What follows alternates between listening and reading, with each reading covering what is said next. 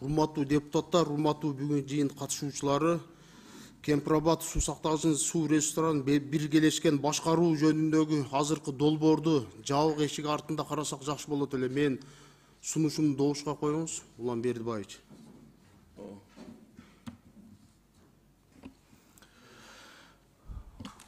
Алакан Кисанбаевич. Бизге адат болуп калды да ошол Кыргызстанга жакпаган нерсени болсо эле эшикти жаба коюп карайбыз деп. Мында эмне сыр бар? Бул жерде мамлекеттик сыр деген жок. Жабык эшик артында карай турган маселелердин өзүнүн эрежеси бар. Кандай, кайсы учурда, эмне үчүн деген суроолорго жооп берген учурда гана жабык болот. Башка учурда эч качан жабык болбойт. Өзү негизи парламенттин тарыхында бир чакырылышта 5 жылдын ичинде ашып барса 1 же 2 гана жолу жабык өтчү эле. Азыр айланайын Кудайдын куттуу күнү эле бир неме болсо эле жабык эшик артында өткөрүлдү. Бул эмне маселе бул? Мамлекеттик сырбы? Сиз министрдин орун басарсыз, эмне сыр барбы мамлекеттик бул жерде? Мен башынан аягына чейин окуп чыктым, ал жерде эч кандай сыр жок. Сөз суу жөнүндө гана болуп атат. Эмнеси жабык болот?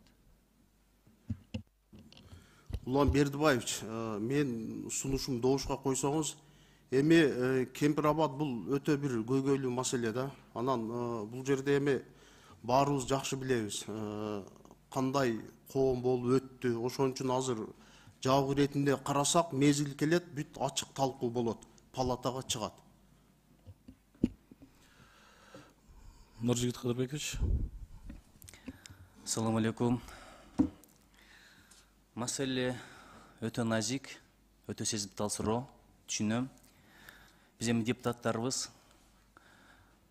да эмоция калтырбасак, ушул эми балким жакшы ниет менен эки өлкөнүн ортосунда мындан ары терешүү болбосун, чек араны чечип коелу 100%, баягы чек арадагы инциденттер кайталанбасын, бейпилдик, аманчылык, ынтымак, береке болсун деген ниет менен ушул аракет болуп аткандыгын туура түшүнөбүз.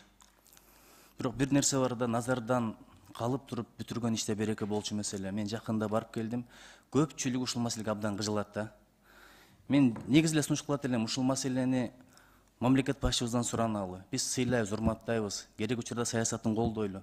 Бирок мейли чечпе деп айтпайлы, бир 5 жылга мораторий кылып туруп дагы ойлонбойлубу?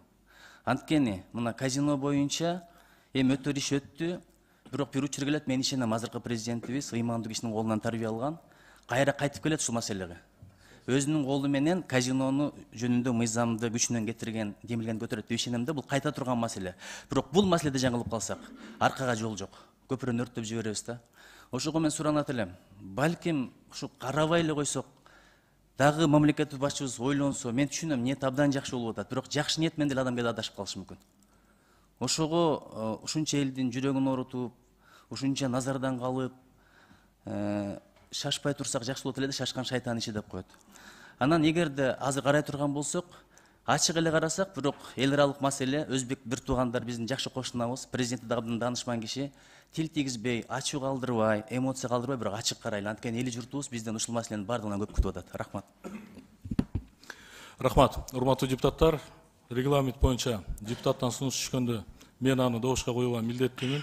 Атажанов Рысбек Исламовичтен аталган маселени жабык түрүндө кароо боюнча сунуш түшүп атат.